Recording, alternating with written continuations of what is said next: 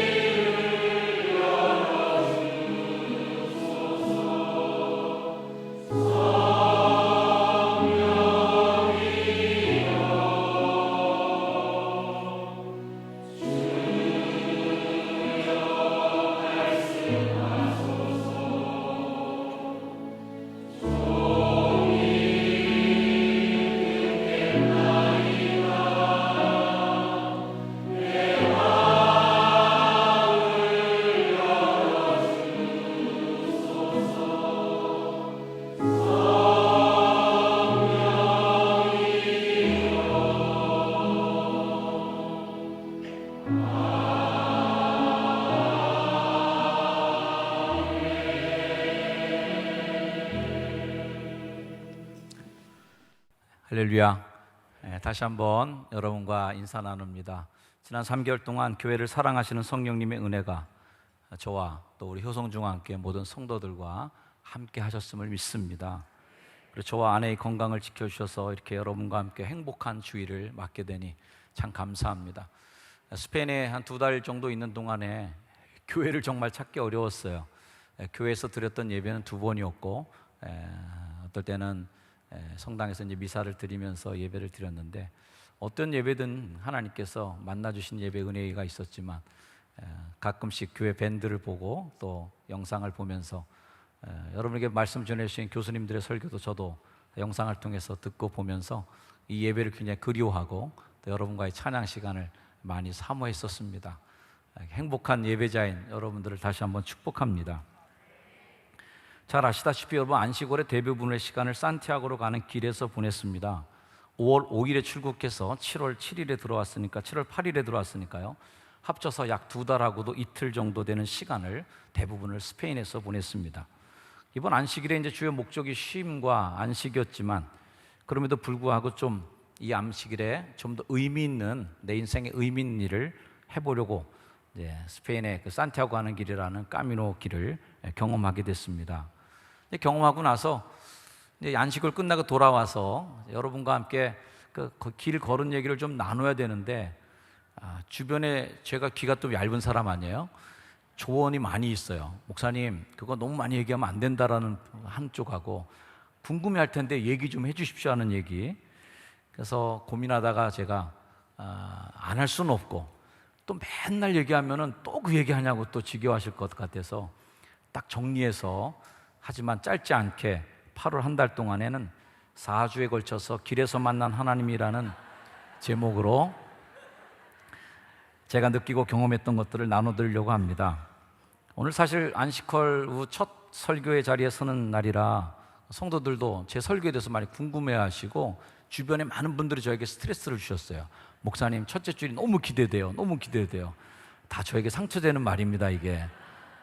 그래서 오늘 힘을 최대한 빼고 말씀을 전해야 되겠다는 생각하고요. 오늘 기대가 크신 분들은 실망하실 터인데 오늘은 오리엔테이션 시간으로 산티아고 가는 길에서 느꼈던 것들을 좀 여러분들과 나누기 위해서 전 이해를 좀 드리려고 하는 오리엔테이션 정도로 생각하시면 좋을 것 같습니다.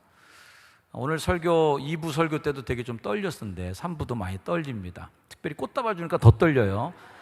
오늘 부임 첫날 같은 느낌. 그래서 오늘 설교 들으실 때는 우리 교회 어리버리하신 목사님 새로 오셔서 오늘 처음 설교하시는구나 이렇게 들으시면 별로 실망이 안 되실 것 같습니다. 아무래도 오늘 설교는 말보다는 사진을 좀 보여드리면서 해야만 이해가 더 빠르실 것 같아서 화면에 사진 몇 장을 보여드리면서 여러분과 말씀 나눌 터인데 좀 화면을 보시면서 저의 말을 좀 따라오시길 바랍니다.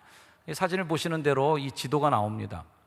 지도에 오른쪽 끝에서부터 시작해서 왼쪽까지 가는 길을 이제 까미노 데 산티아고라고 부르는데, 이 길이 이제 대표적인 까미노 길 중에 대표적인 프랑스 길입니다.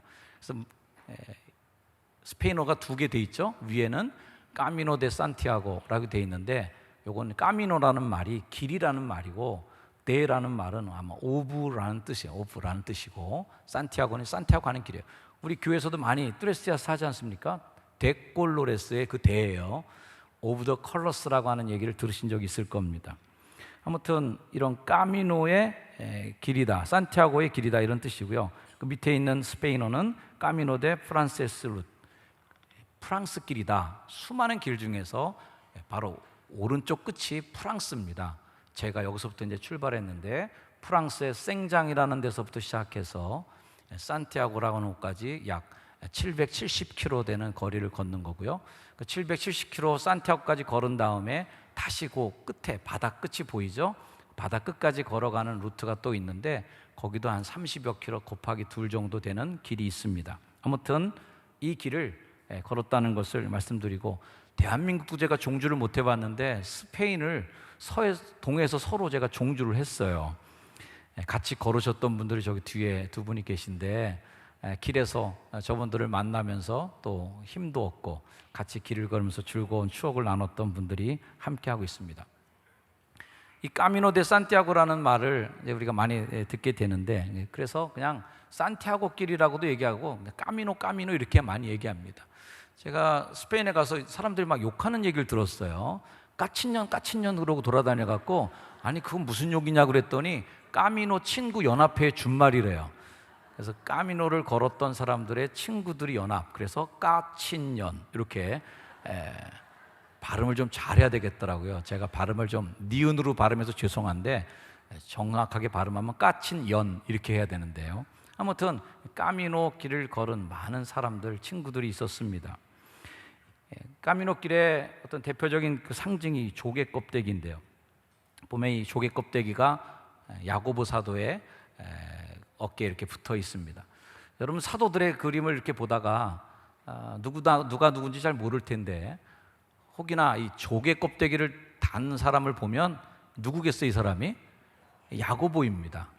산티아고라는 말은 야고보라는 말인데 영어로는 세인트 제임스 사도, 야고보 사도, 프랑스 말로 얘기하면 생자크 이렇게 발음이 됩니다. 아무튼 이 야고보가 요한의 형이에요. 요한복음을 기록한 세베대의 아들로서 물고기 잡다가 예수님에게 부름받아서 제자가 된 사람입니다. 어부 출신, 갈릴리 바다 출신, 이 상징을 위해서 이렇게 조개 껍데기를 붙여놓은 이 조개 껍데기가 바로 야고보를 상징하는 상징물이 됩니다. 그래서 길에 보면은 이런 조개 껍데기를 많이 사람들이 이렇게 붙여도 놓고, 바닥에다가도 이렇게 동으로도 새겨놓고 그림으로도 그려놓고, 이 조개 껍데기가 모든 순례객들을 이끌어가는 상징처럼 되어 있습니다. 그래서 이 조개 껍데기를 좀 상징화시킨 이 그림이 산티아고 길을 의미하는 심볼이에요. 그래서 모든 길은 다 산티아고로 통한다라고 하는 길 표시도 되고, 또 한편으로 보면은 아까 봤던 조개 껍데기랑 좀 비슷한 모양이 나오죠. 이런 상징을 갖고 있는 것이 산티아고 길의 상징이다라고 아시면 되고요.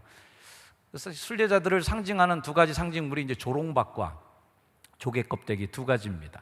그래서 정말 옛날 순례객들의 모습을 재현하는 분들은 정말 그런 구부렁한 지팡에다가 조롱박도 매달고 조개 껍데기도 매달고 길을 걷는 사람들을 봤어요. 저는 조롱박까지는 아니었고요. 이 조개 껍데기를 배낭에다 이제 하나 달고 걸게 되는데, 이 조개 껍데기를 배낭에 달고 걷는 사람들을 보면 사람들이 다 알죠. 아, 저 사람 순례자구나. 순례자이기 때문에 도움도 받을 수 있고 많은 사람들의 친절도 받을 수 있었습니다. 길을 가면서 늘 이런 나무 표지판을 만납니다. 이 산티아고 가는 길은 9세기에 스페인의 산티아고 데 콤포스텔라라고 하는 그 도시에 야고보의 시신을 안장하고 그 야고보 시신 위에 거대한 성당을 짓습니다. 콤포스텔라라고 하는 그 도시가 생긴 거죠. 그래서 그 참배객들이 야고보의 무덤을 찾아가는 순례객들이 많아지면서 이 산티아고 길이 생기는 겁니다. 1189년에 예루살렘, 유명한 성지죠. 그 다음에 로마 바티칸, 유명한 또 기독교의 성지입니다. 그 두 개의 성지에 더해서 산티아고 데 콤포스텔라까지 기독교의 3대 성지로 정하면서 유명하게 되었고요. 1987년에 파울로 코엘료라고 하는 사람이 순례자라는 소설을 발표하게 되는데, 이 소설이 아주 빅히트를 치면서 많은 사람들이 이 산티아고 길에 더 많이 관심을 갖게 되고요. 그리고 1993년에 유네스코 세계문화유산으로 등재가 되기 시작하면서 더 많은 사람들이 그곳을 찾습니다. 제가 보니까 그 순례객 사무소에 한국 사람들의 리스트가 딱 돼 있는데, 이 산티아고를 찾는 나라 사람 중에 대한민국이 5위 국가예요.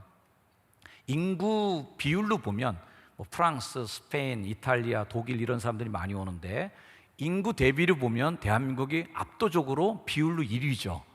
많은 사람들이 물어봅니다. 왜 이렇게 대한민국 사람들이 산티아고를 많이 오냐고.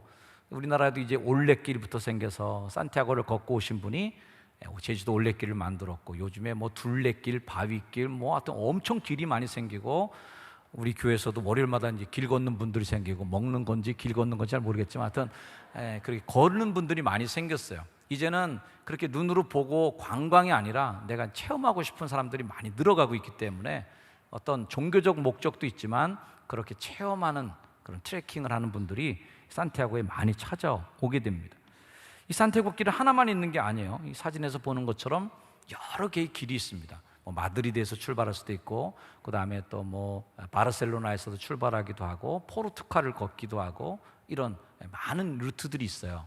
그 중에서 이제 가장 유명한 길이 프랑스 사람들이 뚫어놨던 그 프랑스 길이 유명한데, 저도 여행하다 보니까 포르투갈에서 이 조개 껍데기 표시와 화살표를 본 적도 있었고요.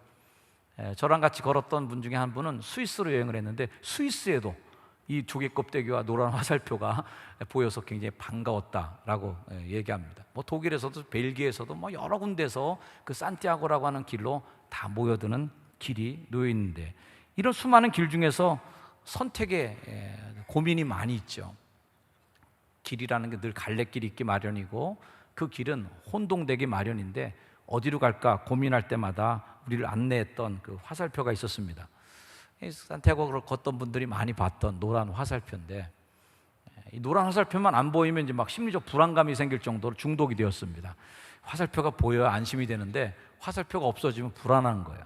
이 화살표를 누군가가 그어놨고 누군가가 표시해 주었고, 그래서 수많은 정부기관, 개인, 여행객들, 수많은 사람들이 계속해서 자기가 걸은 길을 화살표로 표시해 주면서 그 길을 걷기만 하면 목적지에 도달하도록 해주는 배려가 있었습니다. 여러 가지 화살표를 많이 보게 됐는데요. 이렇게 소박하게 만들어 놓은 화살표부터 시작해서 돌 표지판에다 그려놓은 노란 화살표, 또 순례객들이 한 사람 한 사람씩 돌을 던져서 만들어 놓은 무더기 위에 그려진 또 노란 화살표를 볼 수도 있었고요. 순례객들을 위한 작은 배려, 벤치 하나가 있고 그 벤치 뒤에 벽에 희미하지만 노란 화살표가 있습니다. 저 그림자는 누구 같아 보여요? 저 같아 보입니까? 네, 제가 그림자만 출연을 했습니다. 때로는 이런 자갈을 모아놓아서 돌을 모아서 이쪽으로 가라고 방향을 표시한 친절한 큰 화살표도 만나게 됩니다. 아무튼 이런 여러 화살표를 바라보면서 안전할 수 있고 또 마음의 안정감을 취하고 걸을 수 있는 것이 이 산티아고 길의 특징이에요. 언젠가 봤던 큰 화살표 앞에서 기념으로 사진을 하나 찍었습니다. 이때만 이제 수염이 꽤 많이 길었어요. 수염을 기르고 오늘 왔었어야 되는 건데 후회가 만큼합니다. 네, 미리 자르고 말았어요. 길을 몇 번 길 가는 것을 여러분에게 몇 장 사진을 보여드립니다. 끊없는 길이에요. 그냥 길은 길에서 연결되고 또 길에서 또 시작되는 길이 있고요. 지평선이 이렇게 까마득하게 보이는데 길을 걸을 때마다 그런 생각을 하죠. 야, 오늘 저길 다 갈 수 있을까? 오늘 끝까지 저기 다 가겠는가? 왜냐하면 목적지도 안 보이는데 언제까지 갈 수 있을까? 이렇게 고민이 되는 길이지만 하여튼 독한 여자랑 같이 걸으니까 다 가게 되더라고요. 이 길은 첫째 날 프랑스 생장에서 피레네 산맥을 넘어서 갈 때의 사진입니다. 산 하나를 넘는데도 수많은 계절이 바뀌더라고요. 비가 왔다가 안개가 꼈다가 또 쨍쨍한 햇빛이 있다가 오르막길과 내리막길이 연결이 되는데 어떤 안개가 자욱하게 낀 길을 걷는 그런 아름다움도 봤고요. 때로는 새벽 일찍 더위를 피해서 낯선 도시를 출발하는, 벌써 해도 안 뜨는 상황인데 제 주변에 길을 걷는 사람들이 많이 있는 걸 여러분들이 보실 수 있습니다. 이 길 보이시죠? 실선처럼 끊임없이 산등성이를 타고 나 있는 저 길, 이 길을 끝까지 이제 걷는 그런 매력이 있는 길입니다. 때로는 이제 동네 도착하기 위해서 이제 다리를 건너는 모습입니다. 오늘 예배에 참석한 형제가 한 분 계셔서 일부러 그 형제의 사진을 살짝 넣었습니다. 등짝만 조금 나오는 앞에 배낭 메고 가는 친구가 오늘 예배에 참석한 교회 안 다니는 친구예요. 저 친구는 이제 이번 고등학교를 졸업하고 대학을 이번에 가는 친구입니다. 그래서 바로 미국으로 대학을 가게 됐고요. 그래서 미국에 유학 가게 됐는데 가기 전에 산티아고 길을 걷고 가는 친구예요. 오늘 제가 전도했습니다. 너 미국 가면 교회 다녀야 된다 그랬더니 자기도 그렇게 생각한대요. 그래야 한국 밥이라도 얻어먹는다고. 야, 박수까지 받고 대단하네. 이렇게 수목이 우거진 길을 걸으면서 큰 나무의 고마움을 느끼기도 하고요. 가장 어려운 게 이제 내리막길의 돌짝길이 제일 어려웠었습니다. 내리막길인데 자갈밭길이면 어떻게 대책이 안 쓰더라고요. 이런 힘든 길도 있었고, 때로는 시원한 바다를 내다보면서, 이게 거의 마지막 때죠. 바다가 나온 건 산티아고 길의 거의 끄트머리입니다. 묵시아를 향해서 가던 이 길이었었습니다. 길을 걸으면서 계속된 질문이 제게 있었습니다. 야, 이 길을 다 걸으면 뭐가 나오려나? 라는 그런 호기심이죠. 산티아고에 대한 얘기를 많이 들었어요. 뭐 산티아고 성당에 도착하면 눈물이 났다는 등, 그 다음에 뭐 큰 무슨 도가 깨우쳐졌다는 등, 제가 여러분에게도 보내드린 칼럼에서도 설명드렸지만 저에게 오히려 좀 당황스러울 정도로 뭔가 큰 종소리가 땡 하고 울리면서 막 득도가 되고 깨달음이 와는 그런 일들은 저한테는 일어나지 않았어요. 그러면서 계속해서 산티아고에 도착했는데도 그다지 그렇게 많은 제 마음속에 큰 감동은 별로 없었고요. 그러면서 다시 길을 또 걸었어요. 산티아고 도착한 이후에 바다 끝까지 다시 갔고, 바다 끝에서 묵시아까지 또 길을 걸으면서 계속해서 이 길의 끝에서 뭔가 있을 텐데 라고 하는 궁금증을 버리지 않고 끝까지 걸어갔던 시간들이었습니다. 역시 이 사진도 오신 자매님이 잠깐 등장하는, 등만 보여서 죄송합니다만은 제가 늘 뒤에서 쫓아가면서 뒤에서만 사진 찍다 보니까 한 번도 앞 얼굴이 나온 게 없어요. 등에서만 나오는데, 묵시아라고 하는 곳으로 가는 마지막 여정이었습니다. 이 길을 다 걷고 난 다음엔 내가 뭘 찾을까라고 하는 또 길에 대한 호기심이 끊임없이 있었습니다. 목사가 이 길을 걷는데 이 목사가 뭔가 하늘에 뭔가 음성이 나한테 들려야 되는 거 아닌가 하는 대단한 기대감이 계속적으로 들었어요. 이 사진은 좀 거꾸로지만 0.0km 표시가 되어 있는 돌 표시 앞에서 찍은 사진입니다. 산티아고 시작하면서부터 770km 정도의 표시를 계속 주고 있었고, 600km, 500km, 400, 300, 200 쭉 줄어들다가 이제 드디어 산티아고에 도착하고요. 그 다음에 바다 끝에 동네를 도착하면 0.0km라고 하는 표시가 있는 돌표시 앞에서 사람들이 많이 사진을 찍습니다. 저 역시도 그곳에서 이제 사진을 찍게 됐는데요. 땅 끝이라는 의미죠. 더 이상 걸을 데가 없는 마지막 끝에까지 온 거예요. 더 이상 걸을 곳이 없는 끝에까지 왔는데 내게 어떤 영적인 사건이 일어날까라는 기대감을 포기하지 않고 끝까지 의구심을 갖고 있었습니다. 사랑하는 여러분, 오늘 저는 여러분과 함께 욥기의 말씀을 읽었습니다. 잘 아시다시피 욥이라고 하는 사람은 동방의 굉장히 의인이었는데 하루아침에 건강과 자식과 재산과 아내 모든 것을 다 박탈당하고 다 모든 것을 빼앗겨버린 아주 불행한 인물의 1순위에 들어가는 사람입니다. 큰 죄를 짓지도 않았는데, 이렇게 고난을 당할 만한 나쁜 짓 한 적이 없는데 이유 없이 다가온 그 고난 앞에서 너무 당황해서 이 욥이 하나님 앞에 자조적인 탄식을 내놓았던 것이 오늘 여러분이 읽은 성경 말씀이에요. 내가 앞으로 가도 그가 아니 계시고 뒤로 가도 보이지 아니하시며 왼쪽에서 일하시나 내가 만날 수가 없고 그가 오른쪽으로 돌이키시나 배울 수가 없구나. 인생길을 걷는 사람들이 다, 특별히 어려운 일을 겪는 사람들이 다 질문하는 게 뭐겠습니까? 내가 이런 처지에 있을 때 하나님은 도대체 어디에 계신가라고 하는 질문이에요. 욥이 그런 마음이에요. 내가 왼쪽으로 돌이키는데 하나님 안 계신 것 같고 오른쪽으로 봐도 안 계시고 하나님의 존재가 느껴지지 않는 그 공허한 인생의 한복판에서 욥의 그 마음처럼 저 역시도 길 끝에 서 있으면서, 길 위에 서 있으면서 뭔가를 계속적으로 두리번거리면서 찾으면서 나는 어떤 대단한 진리를 만나게 될까? 어떤 감동이 나한테 오게 될까? 하는 기대를 가졌던 것이죠. 그러다가 길이 끝났을 때 조금은 허무하고 당황한 느낌까지 드는 그 빈 마음을 제가 느꼈습니다. 그러면서 길을 걷기 시작할 때 제가 계속적으로 묵상했던 말씀이 있었어요. 당연히 길에 따라가니까 제일 유명한 그 길 말씀을 외웠죠. 예수께서 말씀하시죠. 내가 길이요 진리요 생명이니 나로 말미암지 고는 아버지께로 올 자가 없느니라. 예수님께서 내가 길이다라는 것을 선포하셨던 그 말씀, 그 말씀이 다시 한번 제 마음속에 마지막 길에서 떠올랐어요.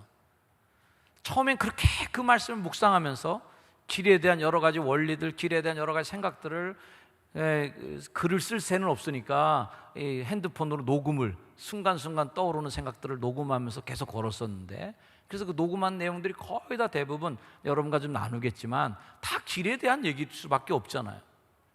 근데 예수님이 정말 나는 길이다라고 얘기한 그 의미가 뭘까라는 생각을 다시 한번 해보면서 너무 익히 하는 그 말씀 속에서 제가 한 가지 소박한 진리를 깨달았다는 거죠. 그 소박한 진리는 뭐냐면 내가 지금 길 위에 있다는 사실입니다. 저는 길 위에 서 있으면서도 또 길을 찾고 있었어요. 그게 어떻게 보면 좀 역설적인 얘기죠. 예수님 안에 우리가 살고 있으면서, 그분 안에 살고 있으면서도 여전히 그분에 대한 목마름을 또 갖고 있다는 거죠. 생명을 누리고 살면서도 생명을 또 찾고, 감사할 거리가 넘쳐나는데도 또 감사할 거리가 뭘까라는 걸 또 찾는 그런 인생 말이죠. 제가 한국에 돌아오고 나서 SNS를 하다 보니까 웬 미국에 살던 중년 남자가 한국에 와갖고 잠깐 휴가 왔다가 한국 사회를 보고 쓴 글이 굉장히 많이 사람들한테 이렇게 회자되고 있더라고요. 그 글의 내용이 대충 이렇습니다.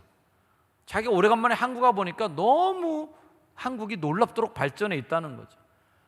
그 뜨거운데 버스 정거장에서 버스가 언제 오나 기다리지 않아도 스마트폰을 바라보면 버스가 1분 50초 후에 도착한다는 얘기가 딱 거기 나오고, 번호키로 다 집 눌러서 들어가고 말이죠. 미국에서는 부잣집에나 놓이는 비대가 어떤 집이든지 다 비대가 놓여져 있고, 주차장을 들어가면 번호판 인식이 저절로 닫고 저절로 셔터가 열리고 말이죠. 집에 테레비를 켜면 채널이 수백 개라서 한 바퀴 다 돌려보기도 바쁠 정도로 많은 TV 채널이 있고, 자기네 집에는 미국에서 그래도 자기가 부자 동네에 살다고 생각했는데 한국에 와서 보니까 너무 먹는 것도 좋고 행복하게 사는 걸 보았다는 거예요. 그런데 자기가 한국에 와서 만나는 모든 사람들이 자기에게 다 와서 야, 넌 미국서 살아서 좋겠다 하면서 이 대한민국이 얼마나 지옥 같은지, 우리 한국이 얼마나 살기 안 좋은 나라인지, 대한민국이 사는 게 얼마나 힘들고 피곤하고 나 매일매일이 지옥같이 살아가는지에 대해서 자기한테 다 털어놓다라는 거예요. 그분이 크리스찬인지 그 말의 끝에는 이런 말이 써 있더라고요. 내가 전에는 대한민국을 위해서 기도할 때 한국이 잘 살게 해달라고 기도했었는데 이제는 대한민국 사람들이 행복하게 살기를 위해서 기도해야 될 것 같습니다. 그런 기도의 제목을 안고 미국으로 돌아간다는 그런 글이었습니다. 정말 너무 행복한데 살면서도 행복이 도대체 어디 있나? 너무 좋은 곳에 살면서도 또 좋은 곳이 어디 있을까? 이런 갈망들, 목마름을 갖는 거죠. 결국 길에 서 있는데도 또 길이 뭘까? 그 길이 바로 예수 그리스도가 내 삶 속에 와 있는데도 불구하고 또 그분에 대한 목마름을 계속 갖고 있는 것. 그래서 이 길에서 무언가를 찾기보다 그 길에서 무언가를 만나기 이전에 우리는 그 길을 벗어나지 않고 그 길에 서 있다는 것이 얼마나 중요한지를 제가 새삼 느꼈습니다. 예수님이 말씀하세요. 요한복음 15장 4절에 나의 안에 거하라, 나도 너희 안에 거하리라. 그게 뭐예요? 같이 있자. 그러면 그걸로 끝이다. 나를 떠나선 너희가 아무것도 할 수 없다. 가지가 포도나무에 붙어 있기만 하면 저절로 열매를 많이 맺는다니. 저절로. 이 저절로의 역사죠. 그러므로 열매를 저는 굉장히 기대했었는데 하나님이 내게 더 원하시는 것은 붙어 있는 거예요. 그 길을 지키고 있는 거예요. 욥은 외칩니다. 길을 가면서도 왼편을 봐도 그가 계시지 않고 오른편을 봐도 계시지 않아서 불안하기 짝이 없지만 고백하는 게 하나 있죠. 어떤 고백입니까? 내가 가는 길을 오직 그가 아시나니 그가 나를 단련하신 후에는 내가 순금같이 되어 나오리라. 우리가 아까 찬양을 불렀던 그 대목입니다. 저는 이 말씀이 감동이 됐어요. 나의 가는 길을 그가 안다는 거예요. 여기에는 무슨 행위가 있지 않습니다. 그냥 아시는 거예요.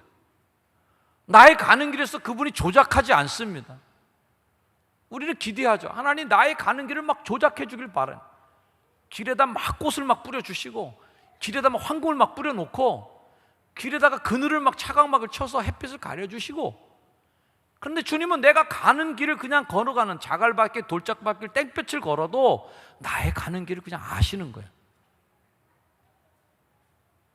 여러분 그게 은혜인 줄 아시길 축복합니다.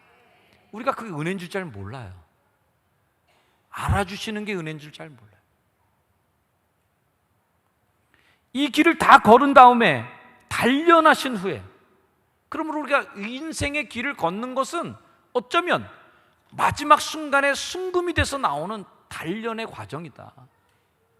800km를 걸으면서 뭐가 있을까 했지만 다 걷고 나니까 살이 4kg 빠지는 단련함이 제게 있었어요. 저희 아내가 살 빠진 걸 많은 사람들이 관심을 많이 갖고 있어요. 그래서 저희 아내가 스트레스 받아갖고선 와갖고 한 달 동안 밥을 잘 못 먹더라고요. 많은 분들이 사모님 살 빠졌다는 게 소문이 벌써 났는데 다시 부부로 불어난 모습으로 나타나면 어떻게 해야 되나 걱정이 많더라고요. 산티아고 길을 어떤 분들은 다이어트 프로그램을 아시는 분들이 계셔갖고 조금 살집이 좋으신 분들이 게를 붓는다는 얘기도 제가 들었어요. 살 빼러 가신다고. 단련이 되더라고요. 단련. 제가 농담으로 그거는 우스갯소리로 몸이 단련됐다라는 걸 말씀드렸지만 우리 신앙길에 인생길에서 단련하심이 있잖아요. 여러분 그 단련하심을 주님이 아시는 것을 믿으시길 바랍니다. 단련된 후에 순금같이 나오고야 말리라. 저 역시 까미노길 위해서 한 번도 그 길을 걸어보지 못한 낯선 길을 걸었지만 그 길을 제가 벗어나지는 않았어요. 그 길을 꿋꿋하게 지켰던 이미 그 길을 벗어나지 않고 화살표의 방향대로 꿋꿋하게 하루하루를 살다 보니 어느 날 보니까 산티아고가 내 눈앞에 나타났던 겁니다. 우리는 자주 우리 인생을 이렇게 비유하죠. 도상의 존재다. 길 위의 존재다. 우리는 길 위에 서 있고 있습니다. 제가 길을 걸으면서 한 가지 신기한 경험은 이 길을 내가 걷고 있다는 느낌을 지나서 한참 걷고 자동으로 걷다 보면 무의식 중에 걷다 보면 길이 나한테 오고 있는 느낌이 들어요. 내가 길을 걷는 게 아니라 이 길이 나한테만 오고 있는 느낌이 드는 거죠. 그건 내가 가만히 서 있고 길이 와주는 예수 그리스도에게 서 있는 자들이 그런 마음일까요? 내가 그분에게 가까이 가려고 노력하지 않았는데도 그분이 하늘 보좌를 버리시고 이 땅에 와주시고, 내가 그렇게 뭔가 되려고 노력하지 않았는데도 그분이 길이 되셔서 내 안에 오시고, 내가 그 길에 서 있음으로 인해서 그 목적지에 도달하게 되는 그런 거 말이죠. 나는 길이다라고 선언하신 예수님 위에 여러분 잘 서 있게 되길 축복합니다. 그 길 위에 서 있다는 것 자체가 얼마나 복인지를 여러분이 모르시는 거예요. 그게 복이라면 많은 분들에게 회자되고 있는 그 표처럼 예수님 한 분만으로 내가 족합니다, 이렇게 고백할 수 있게 될 거예요. 내가 그 길에 서 있는 것만으로도, 그 길에 황금길이 아니더라도, 그 길이 진주로 장식된 길이 아닐지라도, 황토길, 때로는 자갈밭길에도 내가 그 길 위에 서 있는 것만으로 참 고맙습니다. 내가 예수님을 알고 있는 것만으로 참 고맙습니다.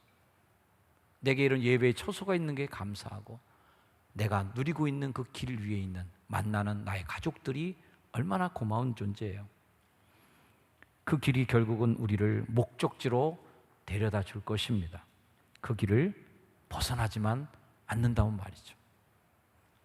여러분, 그 길을 끝까지 벗어나지 마시고 그 길이 데려다 주는 마지막 목적지 단련하신 후에 정금 같은 삶을 살아가신 저와 여러분이 되기를 주의 이름으로 축원합니다. 기도하겠습니다.